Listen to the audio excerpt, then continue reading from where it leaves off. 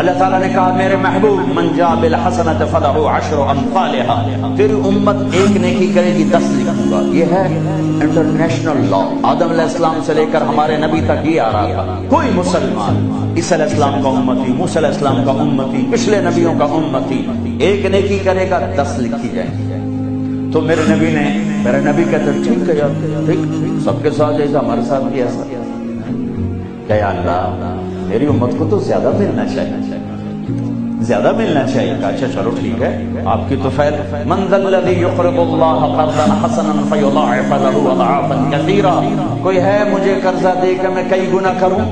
تو کئی گنا میں وضاحت نہیں تھی، تو پھر آپ نے عرض کیا اللہ کچھ اور ہو جائے، زد امتی زد امتی۔